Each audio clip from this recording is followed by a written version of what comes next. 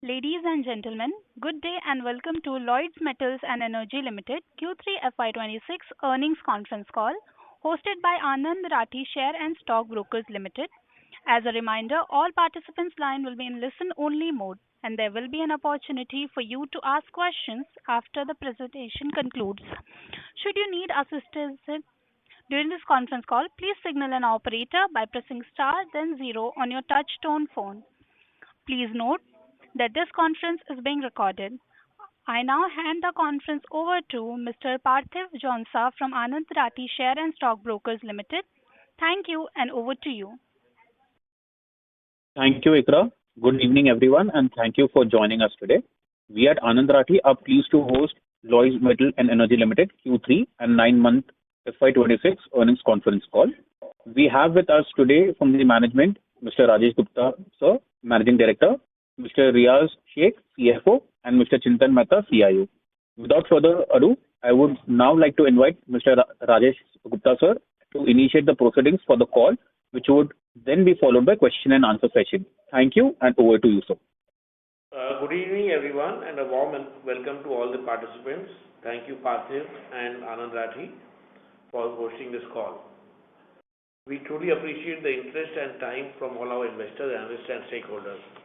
Let me start with the headline numbers before we go to the operative narrative, where we have got the highest 11,000 crore rupees we have crossed in consolidated revenue, which is a very, very significant milestone for us. And as you might have seen the presentation, the EBITDA and the PAT match that. I would like to express that this current bottom line was our top line around 2 to 3 years back, and we hope to achieve the same in the future as well. I will take a small deviation from my usual remarks today on the ferrous side and start with copper. Copper, as we know, is the new gold for the new age economy. Structurally, the world is entering a phase where copper demand will remain strong for decades, while supply will remain constrained. And this is where we believe our entry timing is right. The copper project in the DRC, Democratic Republic of Congo, in the Katanga area, will mark a very important milestone in our history. When we expanded our operations in Gadchiroli, the region was considered difficult and impossible, and we ourselves had failed in execution, where we have now learnt a lot. The market as well as the local communities have appreciated the efforts that we have put in developing the economy and therefore our business. And we generally believe that over time the same narrative will emerge for Congo Katanga as well as other parts of the world. For this, I would also like to take a moment to acknowledge the leader of the Congo team, Mr. Surya Narayan, as who is the leader and the director of the Congo team. Projects of this nature require not just capital, but deep operational leadership, which we already have with Mr. Surya as well as other core colleagues from other parts of the operations. Now let me come back to the ferrous operations. Execution continues at a breathtaking pace. Multiple projects are progressing simultaneously and most importantly on schedule. The second pellet plant is now expected to be commissioned in Q2 FY27 and the 1.2 million ton wire rod mill by Q4 FY27. While operating our pellet plant, we are seeing an opportunity to unlock latent capacities and optimizing similarly for our pellet plant number 2. We will increase the capacities of both these plants by 10 million tons, to 10 million tons from earlier 8 million tons. These projects will improve our value-added mix and enhance margin stability. Logistics remains one of our most critical pillars of our cost leadership. Our first 85-kilometer pipeline is running smoothly and has led us to plan our second slurry pipeline from Hedri to Chandrapur.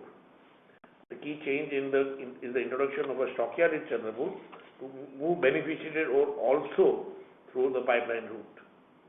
This will give us advantage for direct access to railways near Chandrapur, and also obviously of saving of 850 rupees for the sale material, and around further 250 rupees, that is around 1250 rupees for the material that will be used for the pellet plant in Chandrapur. We are by this removing the inefficiency of the mine which doesn't have a railhead. Details of this plan are covered in the presentation. Coming to operational performance, iron ore dispatches have grown meaningfully, supported by the slurry pipeline, which is working very well, very strong operational discipline and strong execution. Pellet plants we have achieved within 3-4 months of commissioning optimal utilization, and are now looking at debottlenecking it. Our DRI plants, both of which are commissioned, and the power plants are operating at optimized levels and contributing steadily in a very difficult environment of DRI. On the demand side, both iron ore and pellets have witnessed strong demand in the domestic as well as international markets, and product has been very, very well accepted. We expect the buoyancy of the market to continue, supported by infrastructure, steel demand, and of course the economic growth in the country. Let me spend a few moments of time on the MOU with Tata Steel. We have signed a non-binding MOU with Tata for multiple collaboration to strengthen the ecosystem in Gadchiroli area, in the eastern belt of India, and of course we have also signed a shareholder agreement for BRPL pellet plant, along with a conversion pellet agreement, which gives us a steady cash flow in BRPL. To summarize, we remain very buoyant on our ferrous operations. Iron ore volumes are expected in line with the EC to grow in Q4 as well as FY27, and value addition plans continue, and FY27 will mark our formal entry into steel making. And lastly but not the least, copper will act as a strong growth engine over the medium term. Now I hand over the call to Riyazi and Naredi ji, who will take you through the detailed figures. Thank you, Rajesh ji. Good evening, everyone. I'll start with a quote that we strongly relate to at Lloyds Metals. As Satya Nadella says, growth is not just about size, it's about mindset, learning and execution. This philosophy resonates very well with what we are seeing in our business today. Scaling responsibly, improving structurally, and executing with discipline. With that context, I will take you through the standalone financials and operating performance for Q3 and the 9 months ended FY26, focusing on numbers, margins, and capex. This has been a very strong quarter and 9-month period for us on a standalone basis. In fact, Q3 and 9-month FY26 are the best we have seen so far in terms of revenue, profitability, and margins. Q3 FY26 standalone, the total income came in at about 3,875 crores, up 129% year on year. EBITDA was 1,317 crore, which is a 137% year on year increase. PAT stood at 889 crores, up 128% year on year. For the 9-month FY26 standalone, the total income was 8859 crores, up 59% year on year. EBITDA came in at 2994 crores, a 74% year on year growth. PAT was 2129 crore, up 71% year on year. With regards to the margins have remained very healthy and stable. Q3 EBITDA margin was about 34%. 9 months EBITDA margin stood at roughly 33.8%, which is almost 280 basis points higher year on year. This improvement is not one-off, it's structural and is coming from higher share of value-added products, especially pellets, benefit of the slurry pipeline, which has started flowing into the P&L, better utilization across mining, pellet and DRI operations. Operational highlights. On the operational side, iron ore production was 5.49 million tons in quarter 3 and 12.87 million tons for 9 months FY26. Dispatches were largely in line, which is 4.1 million tons in quarter 3 and 10.1 million tons for the 9 months. EBITDA stood at 1825 per ton in quarter 3 and 1951 per ton for 9 months FY26. Pellets have been a key positive this year. Pellets production was 1.14 million tons in quarter 3 and 1.95 million tons for 9 months FY26. What's encouraging is that this run rate was achieved within just 3 to 4 months of commissioning. Realization in quarter 3 was about 10,289 per ton, and whereas EBITDA per ton was roughly 4,535, supported by captive iron ore, slurry-based evacuation and strong domestic demand. DRI volumes were around 0.12 million tons in quarter 3 and 0.29 million tons for the 9 months. DRI expansion was commissioned during quarter 3 and operations are now stabilizing. Value-added mix. Value-added products are now forming a meaningful part of our revenue mix. For 9 months FY26, value-added products accounted for roughly 35% of standalone revenues. This mix shift is central to improving margin stability, reducing volatility, and enhancing overall return metrics. Now, coming to the CapEx update on a standalone basis, let me quickly touch upon CapEx. Standalone CapEx during 9 months FY26 was about 4,236 crores. This was largely towards pellet plant 2 DRI expansion, the 1.2 million ton steel plant at Chandrapur, the first module of the beneficiation plant. Importantly, CapEx execution is on track and within approved budgets. Touching upon the balance sheet and cash flow, despite the high level of CapEx, the balance sheet remains comfortable. Strong EBITDA generation has supported internal accrual-led funding and controlled leverage. Working capital continues to be well managed, helped by faster dispatch cycles and healthy demand conditions. The outlook looking ahead, iron ore volume should remain strong in quarter 4 FY26. We aim to exit FY26 with 20 plus million tons volume on ore. Pellet operation will continue to run at optimal utilization. DRI contribution will improve further as operations stabilize. Overall, we expect margins to remain robust, supported by a value-added mix and ongoing logistic efficiencies. To sum up, standalone performance in quarter 3 and 9 months FY26 has been very strong. Margins are holding up well on structural basis. CapEx execution remains disciplined. With that, I'll hand it to Naredi ji for Triveni performance.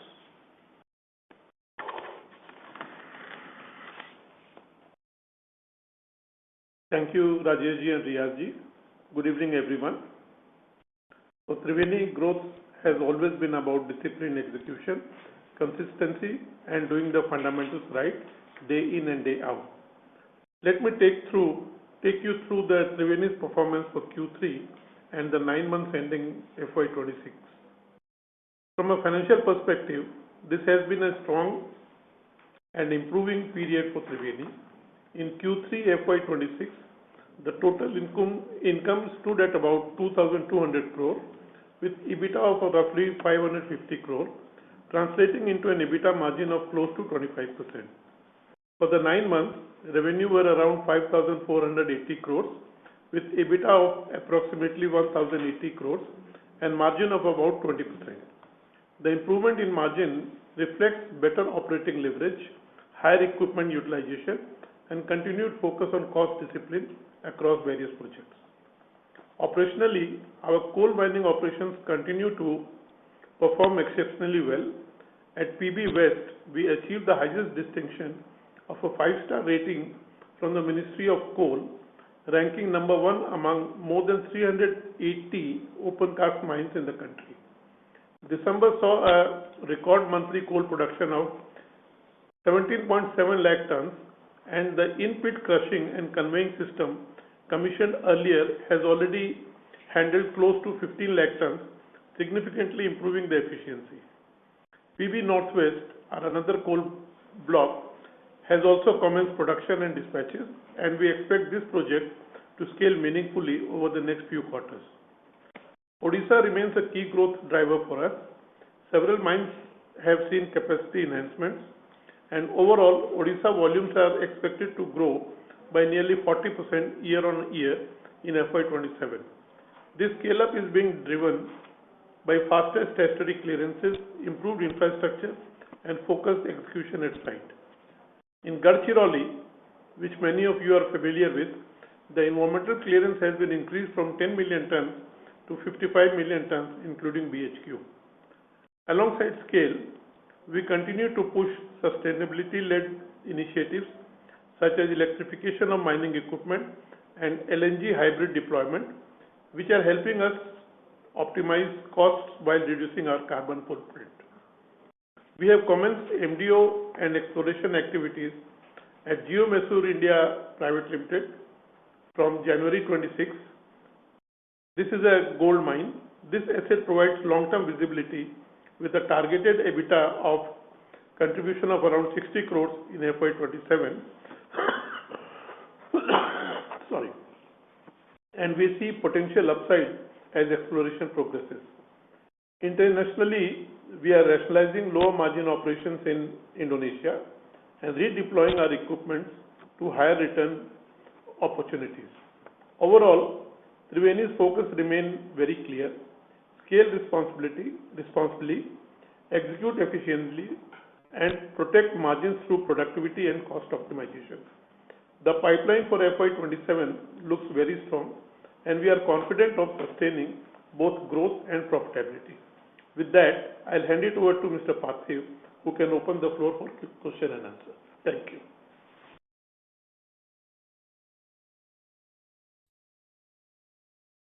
Thank you very much. We will now begin the question and answer session. Anyone who wishes to ask a question may press star and one on their touch-tone telephone. If you wish to remove yourself from the question queue, you may press star and two. Participants are requested to use handsets while asking a question. Ladies and gentlemen, we will wait for a moment while the question queue assembles.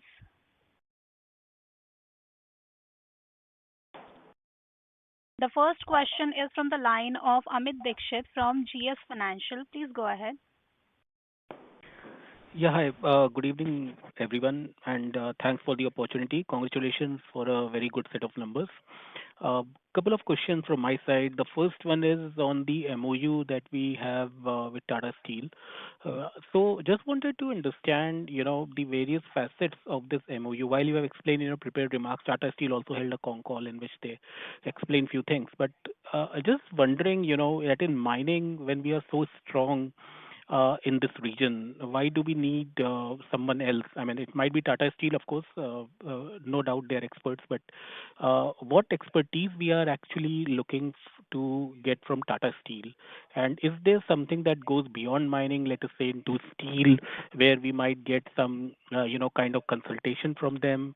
And if there is there any scope of having a long-term iron ore supply agreement to them?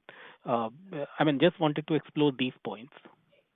Thank you, Amit. The MOU with Tata has two parts. One is the BRPL SHA and the BRPL ownership and conversion contract, which is executed.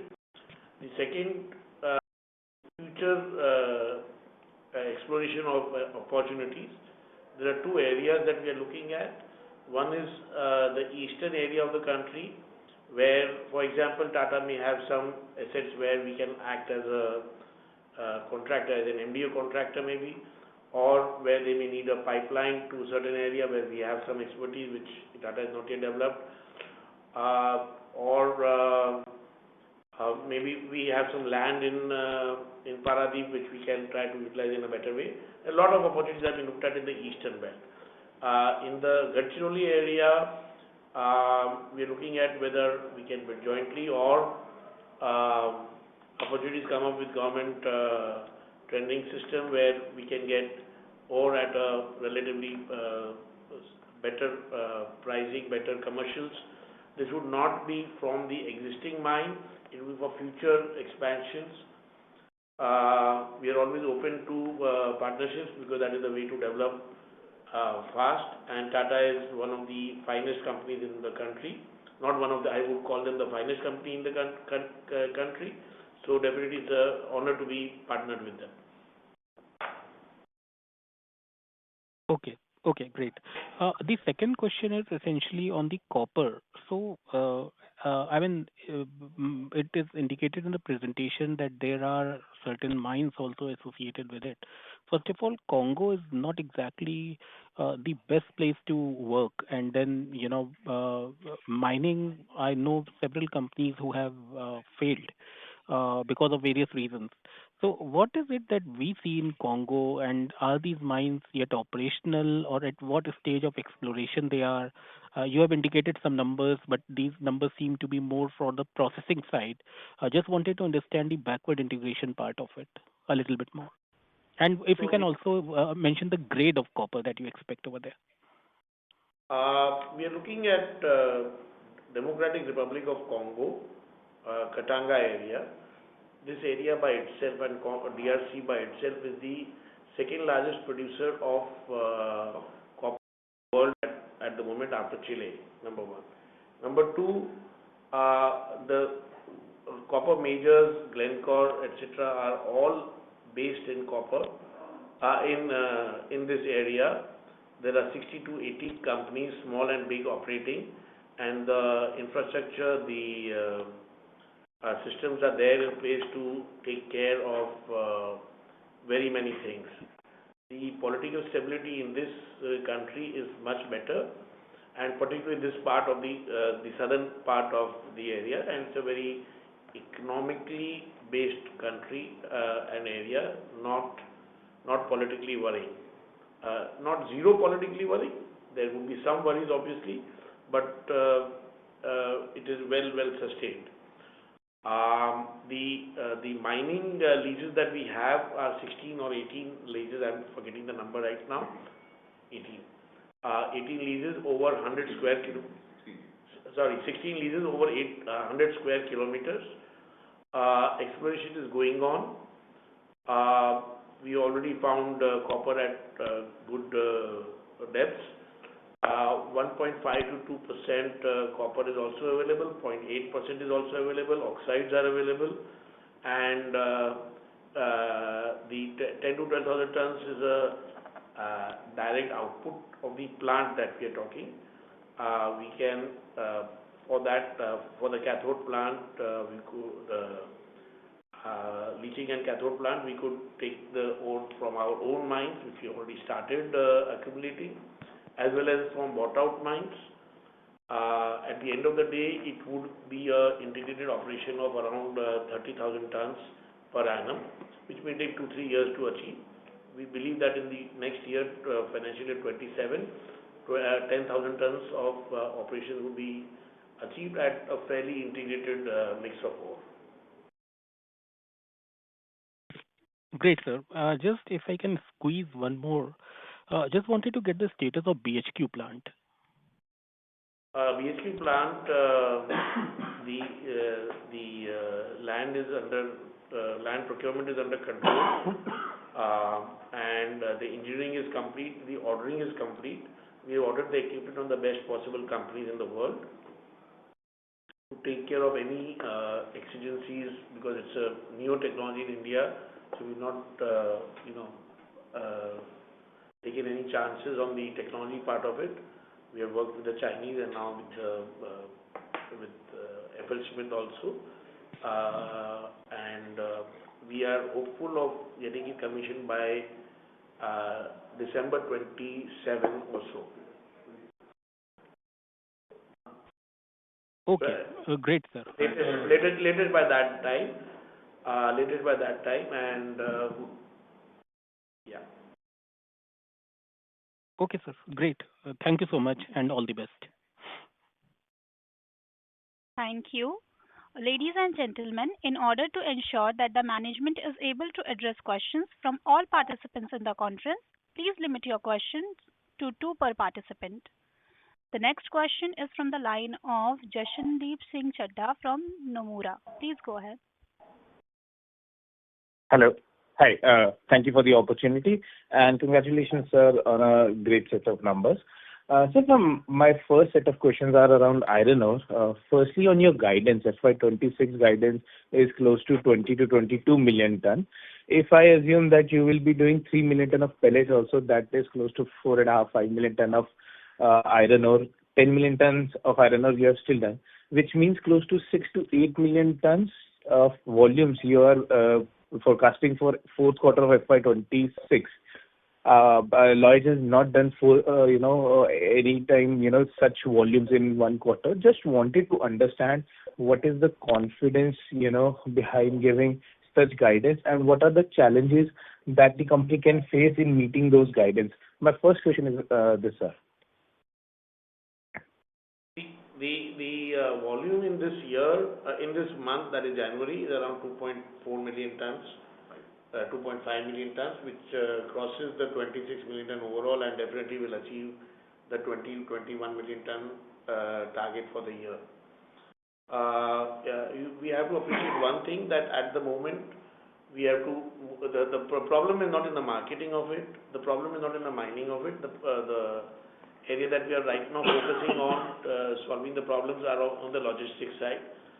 Right now we are moving around on an annualized basis around 4.5 million tons of ore by the pipeline, and come by April we'll be able to do 9 million tons. In the second plant will come by June. The second pipeline, the pipeline will be ready to take the second pellet plant input. So 9 million ton will move out of that, and right now we are producing around transporting by truck around 70-60% more than the overall requirement. It is a tough job. We are very confident of achieving 21. That's why we give a confident guidance of 20 to 22 million tons for the year. We believe that quarter guidances and directions are lesser. Quarter guidances are lesser important for a company of our nature, and our overall direction of decadal growth, or at least 3-year growth, is what I am focusing on. Operational efficiencies are looked at every level, and you can see that in the increase in the revenue, in the margin also. 280 basis point is a factor of whatever Riyaz said, plus a cost control system also. So everything has been factored in when we have made the guidance. No, understood, sir, and thank you so much for such an elaborate answer. My second question is also around, iron ore only. Sir, we have seen that the benchmark domestic iron ore prices have come down in this quarter. With that regard, I just wanted to understand how much, the realization has been impacted for Lloyds, and how much, margin compression with the compression we can see, in the fourth quarter. And then related to iron ore only, I just wanted to understand what is the capex for the slurry pipeline, and can you also, for our analysis, can you also, tell us how does it compare with the peers? Compared to the peers, sir, your peers. Yes, for other companies. Okay, the benchmark has come down, and so has the basis of benchmark come down from 62 to 61%. So if you currently look at benchmark price of $103, it amounts to around $108, which is around $3-4 higher than the same amount last year, same period last year. So I think the benchmark has not really come down; it's gone up. Sir, domestic. I was talking about domestic iron ore. Domestic iron ore, I don't know by what stretch you are saying it's come down. Some of my competition has increased the prices over the last 2 months, both the months. The auctions that have come out have been very strong. Steel benchmark is very strong. So at the moment, I do not see any indication of the steel industry or iron ore industry being soft in India at all. At the moment, maybe 1 month back, 1.5 months back, it was different, but that's part of the cyclical nature of the business. And sir, on slurry pipeline, the capex and Sorry to interrupt you, Mr. Singh. Can you rejoin the queue for more questions? it's part of my question only. I've asked you that. On the slurry pipeline. On the slurry pipeline, as you might be knowing, we had planned for another 5 million tons of a slurry pipeline connecting our the mines to the Chandrapur plant Gugus plant in Chandrapur. Now, what we are now doing is we've increased the capacity of that. We will be now making it as a 16 million ton slurry pipeline, so that we cover the entire 26 million tons of dispatches through slurry pipeline. So it will be one is existing, which is there as a 10 million ton. This is a second slurry pipeline, which will be a 16 million ton slurry pipeline, which will be taking us more to the market as well as to the to our Chandrapur plant. And the total cost for this, we also in fact have a second phase on it, the slurry pipeline, which will be connecting to more of the markets as well as the ports. So the total cost envisaged is around 8,000 crore rupees on this particular project, but we will be doing it on phase wises. So the first phase of up to Chandrapur will be around 2,000 crore rupees, 2,500 crore. Thank you so much, sir. I'll turn back to you. Thank you. Ladies and gentlemen, you are requested to limit your questions to two per participant. The next question is from the line of Prateek Singh from IIFL Capital. Please go ahead. Hi, thanks for the opportunity and congrats on a good set of numbers. And the first question, Gupta ji, is largely on BHQ project. Given the fact that bulk of our volumes going ahead would be coming from BHQ, how confident are we in maintaining the fact that the cost of production of BHQ would be similar to our current cost of production? Given that we'll have to mine more material, there will be beneficiation cost also. I understand that we save a bit on royalty, but do you think there is any risk of operating cost overrun in BHQ going ahead? BHQ, the royalty saving based on the existing proposals of the government as well as existing policies as well as future proposals of the government, the royalty savings would offset the cost of processing the ore, the BHQ2 ore. Please also factor in that the grade of ore from 62-64 would come 66-67%. And that gets a very high premium. So the cost of ore versus the selling price or the usability of ore becomes much better. The BHQ beneficiation of ore in general has been accepted by the government as a very, very important aspect of the national policy of steel, and that therefore we expect a lot of support on the royalty front from that. Does that answer your question? Yeah, so just going into a bit more detail here, sir. So royalty, if our current realizations are, let's say, 6,000 and royalty all in, let's say, 20%, so 1,200 odd royalty, and even if royalty on BHQ is, let's say, 0, so 1,200 rupees per ton of saving plus, let's say, some premium because of higher royalty is not 0. Royalty will be around from 1,200 will come down to around 200 rupees.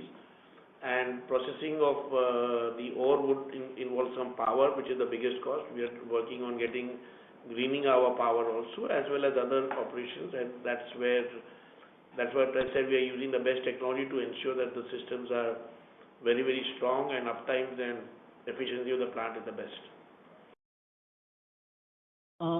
Okay. The premium that we would get on this output of product, if I were to sell all the ore, would be around 1,400 rupees a ton also. You have to also factor that in.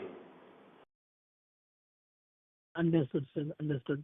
And the second question is largely on the slurry pipeline, 85 kilometers. Sorry to interrupt you, Mr. Singh. As we have a long queue, can you please rejoin for a follow-up question? Yeah, sure. Thank you. The next question is from the line of Vikas Singh from ICICI Securities. Please go ahead. Thank you for the opportunity.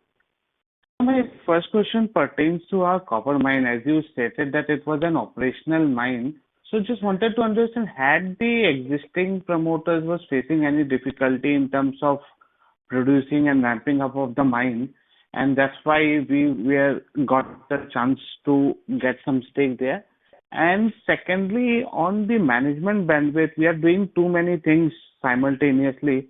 So just wanted to understand the management bandwidth in terms of managing and looking after the timely completion of all these projects.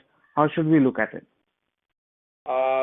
Number one, on the existing promoter, they are more involved in commercial activities and general traders in the country.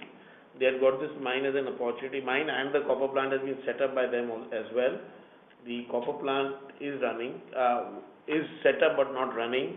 They lost the bandwidth to run it, and that's where we come in. We have Mr. Prabhakaran and the erstwhile Triveni had been looking at DRC for a long period, and that's how the opportunity comes to us of investing in that. There have been no problems. Again, I repeat, there are around 70-80 plants, including Glencore and Ivanhoe, and the best companies in the world running copper mines there and copper operations. So that's not a worry that we foresee in a very serious way. In terms of operational bandwidth, we have scaled up. Let me give you a little bit of history. We scaled up from around 500 crores to 10,000 crore rupees, or in this year maybe 13,000 crore rupees over 4 years. We have proved to the market, we have proved to ourselves, we have proved to our team, and our team has proved to us that we can take care of growth in a sustainable, sensible, economical, and business-like manner. And we continue to do that, number one.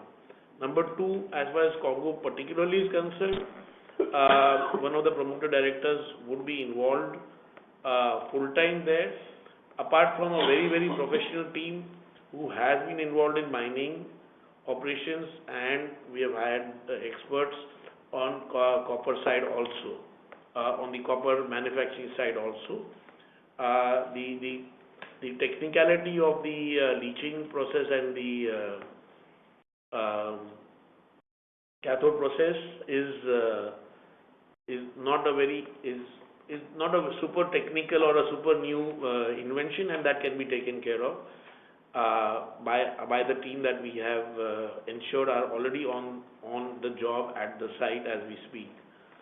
I think that we are confident of sustaining this growth in a very sensible way. Noted, sir. So second question pertains to Triveni. While the top line growth Mr. was... Singh, sorry to interrupt you. As we have a very long queue, can you please rejoin for a follow-up question? Rejoin. Thank you. The next question is from the line of Vedant Sarda from Nirmal Bang Securities Private Limited. Please go ahead. Thank you for the opportunity and congratulations on the great set of numbers. So my question is, we are hearing that government is taking various measures to ensure availability of iron ore. Like they have to bring our iron products prices at par with international markets, so we can compete and export iron goods.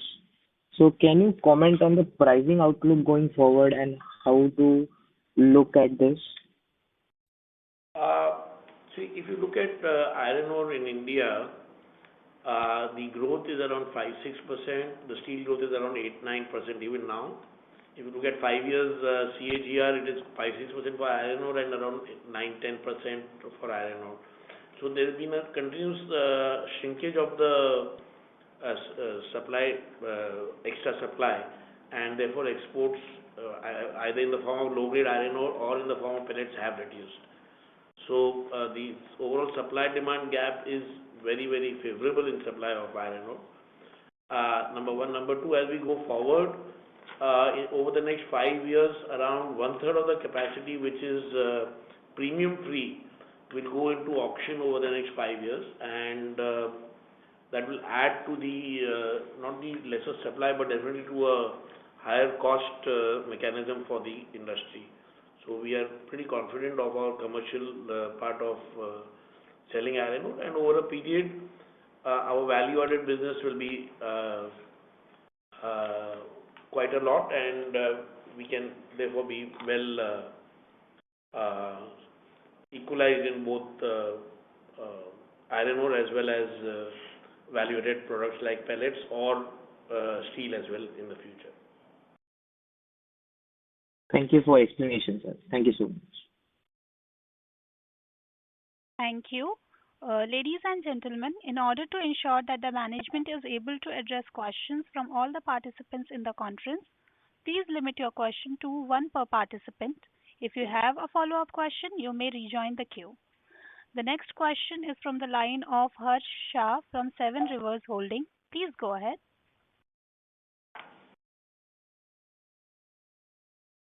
Hello. Yeah, good afternoon, sir, and our heartiest appreciation for excellent execution over the last 3 years. So my first question is on the MOU with Tata Steel.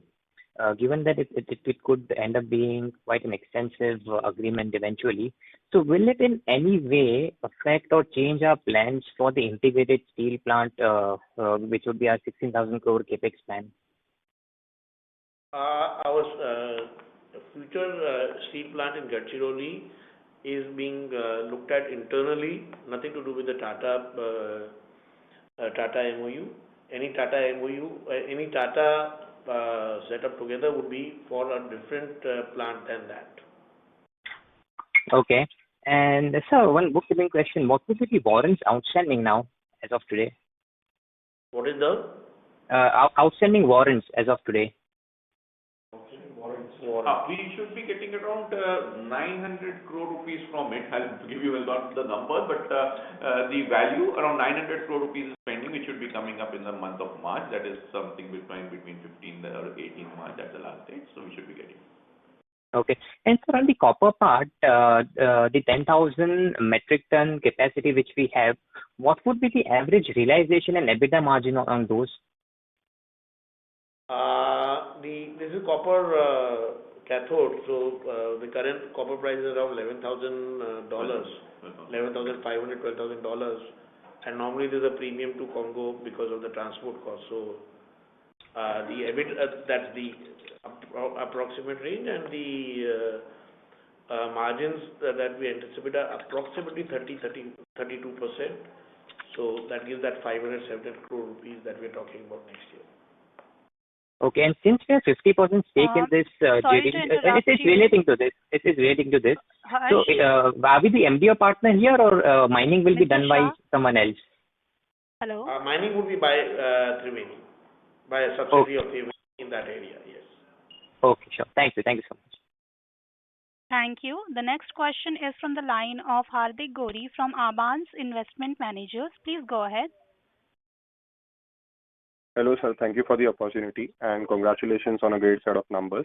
Firstly, on the growth outlook for our MDO business in FY27, and secondly, what was the IPS benefit for Q3? IPS benefits, we have been drawing the benefits from day one of the pellet plant production. And this year has been around 130 crore rupees. The Triveni outlook is around 40% increase in iron ore non-Lloyds metal, around 60%, 70% increase in the Lloyds metal because of the BHQ increase, 15% in NTPC, that is both the Pakarbadi mines, around 60 crore rupees EBITDA. They have come up directly with the EBITDA figure expected for the gold mine. Not gold mine, 0.3 million tons. 0.3 million tons output, and that would be the profitability. There will be some reduction in volumes in Indonesia and in the barite operations. Overall, a top line growth of around 15 to 20%. And a bottom line growth of around 35%, right? Got it, sir. And our expected debt trajectory on a consolidated level? Sorry to interrupt. Please rejoin the queue for more questions. All right, thanks. Thank you. The next question is from the line of Vineet Thakur from Plus 91 AMC. Please go ahead. Hi, good evening, sir. Thank you for the opportunity. Sir, I would like to know what would be the expected debt consolidated figure for the year, and what would be our peak debt? As on 31st December, if I would say, the consolidated net debt was around 7,100 crores. This year, we should be not more than that. And FY28 is when I would say the peak debt. When we reach the peak debt, we should be on a consolidated basis should be around 10,500 600 crore rupees. So we are always targeting at 1:1 debt to EBITDA, and that is what we are working on. That's it. Thank you, sir. Thank you. The next question is from the line of Shubham Harne from Purnartha Investment Advisors. Please go ahead. Hi, sir. Thank you for the opportunity. The question was, I think EBITDA per ton for pellets has declined on a Q-on-Q basis. Last quarter, it was 5,000 per ton. This quarter, little less, around 4,000 or so. So any reason for that? DRI is one of the most challenging businesses, like some other question had asked earlier about the down cycle. It's most affecting the secondary steel market and that. Prices on pellets, if you're asking, it's gone up. No. Prices is The EBITDA per pellets. If you look at the pellet prices, Yeah. the pellet pricing has gone up. Therefore, spawn end pricing is showing that there's a pressure on that, right? EBITDA on DRI pricing. So basically, it was a cycle. The cycle has crossed the hump. The pellet prices in quarter 2 was around 11,000, what we had got an average realization, and it has come down to 10,000 in quarter 3. Okay. That is why the margins have been reduced. The pricing is lower because we have added more export to the mix. Okay. As the volume has picked up, we have had to add some volume of export. The EBITDA is still very strong and much stronger than the rest of the industry put together. Okay. Got it, sir. Thank you so much. Thank you. The next question is from the line of Tanmay Chaudhary from Ventura Securities. Please go ahead. Hi, sir. Thank you for the opportunity. So, given Lloyds' ongoing CapEx plan pipeline, so can you just outline the expected funding mix and cash outflows over next 2 years, and also the scheduled debt repayments and RPS repayment, and providing TMPL not declared any dividend? The debt schedule and all, we can give it to you separately. I won't be able to do that. But yes, the capex outlay is around 14,000 crores, including from this year and the next year.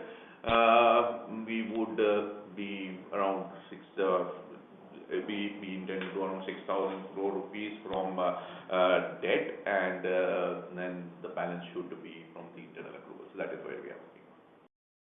Okay. And sir, just last one question.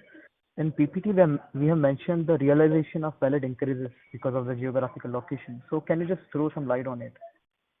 Sorry, can you repeat your question? I'm saying in the PPT, we have mentioned the realization of pellets increases because of the geographic location. So can you just throw some light on it?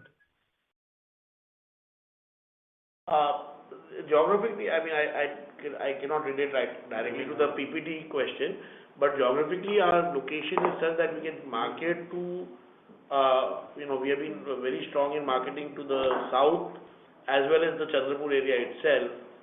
So that's why our realization in pellet is around 4,500, 10,000. and the EBITDA is around 4,500, 5,000 crore rupees per ton, because of the market-friendly nature as well as our costing and logistics cost.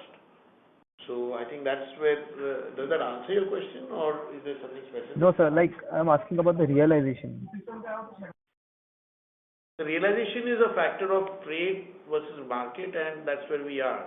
Being centrally located, it helps, the location helps. That's how we are better than others. That's the only reason. Okay, sir. Thank you. Thank you. The next question.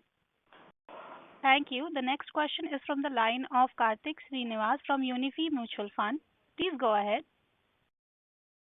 Thanks for the opportunity. So I just had one question, just on the policy level. Now that many mines are coming up for auction till 2030, and there is significant demand-supply gap between iron ore and steel, is there any possibility that the government has to intervene and put a cap on the auction premiums? And is there a risk that we run because the government will intervene and put this thing on the auction premiums or change some of the policies at the policy front? The government, we believe, is still believing in free market, and the premiums are quoted by the biggest consumers of iron ore, which are some of the biggest corporates in the country. So we have not seen any policy change or policy announcement which would indicate that there is being a cap on the premiums being put. Okay. Thank you.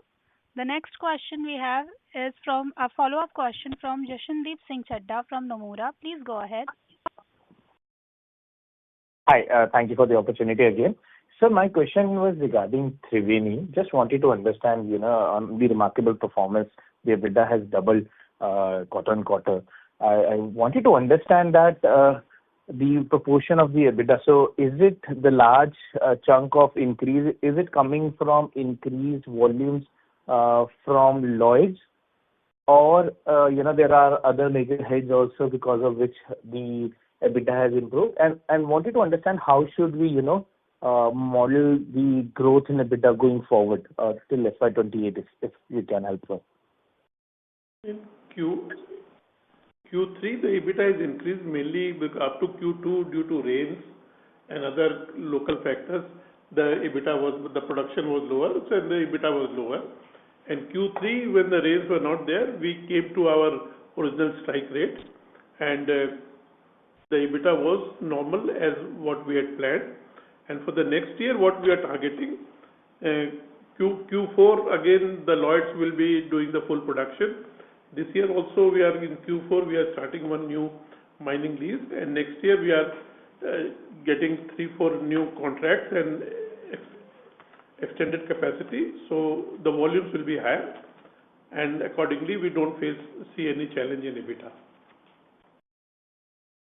Understood, sir. So just concluding that, so this appears to be the normal run rate for EBITDA, and as contracts increase and volume increase, there will be growth from here on. Is my understanding right, sir?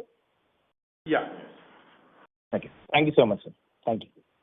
Thank you. The next question is from the line of Rushabh Dhruv from Uttam Investments. Please go ahead. Yeah, hi. Am I audible? Yes. Yeah. So my question is regarding iron ore sales volume. So for this quarter, we just did around 4.1 million tons, right? Then why is this PPT also showing 5.39 million tons? What's the difference here? That also includes the internal transfers. That's how it was. That is the dispatches from the mines. Okay. So it's captive, right? The sales figure is 4.1 million, which is there. Sales is 4.1. Okay. Thank you. Thank you. The next question is from the line of Prateek Singh from IIFL Capital. Please go ahead. Hi, thanks for the opportunity again. Just wanted to get a sense as to when we had showcased the transaction with Triveni back in December 24, we had given a sense of an EBITDA of around 3,500 crores in FY27 by Triveni.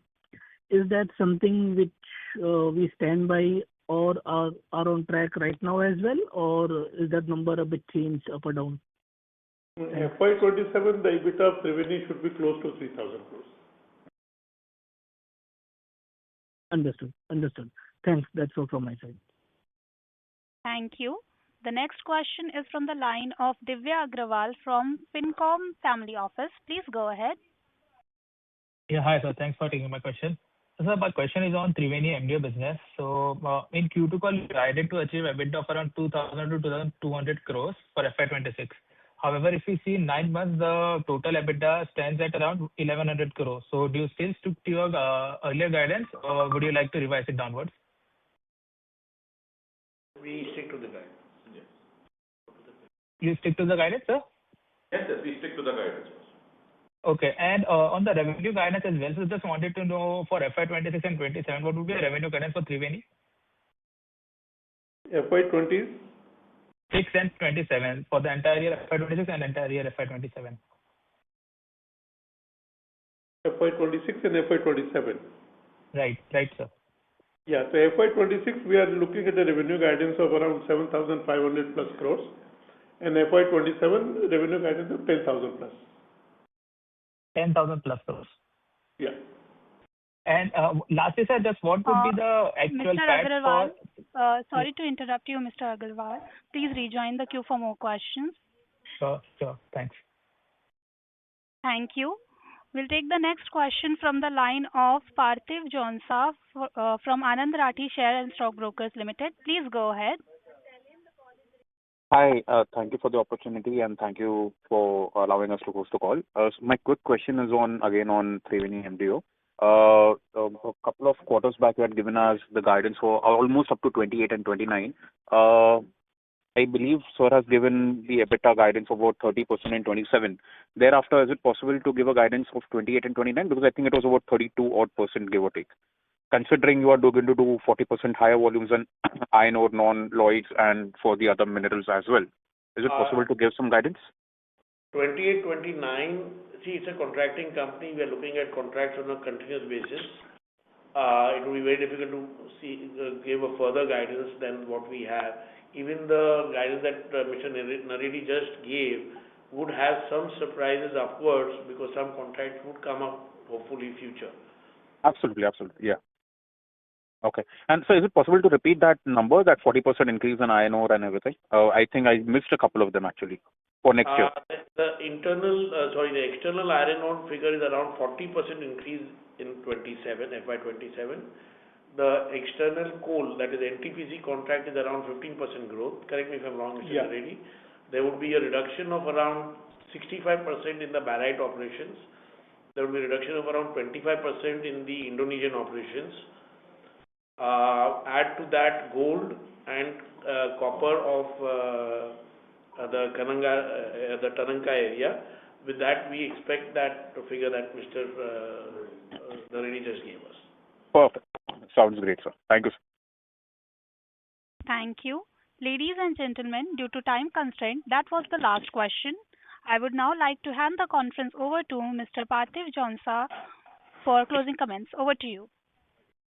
Thank you all for joining us for the conference call today. We at Anand Rathi would like to thank the management for giving us this opportunity. This concludes this conference call. Thank you everyone and have a good day. Thank you. Thank you. On behalf of Anand Rathi Shares and Stock Brokers Limited, that concludes this conference. Thank you for joining us and you may now disconnect your lines.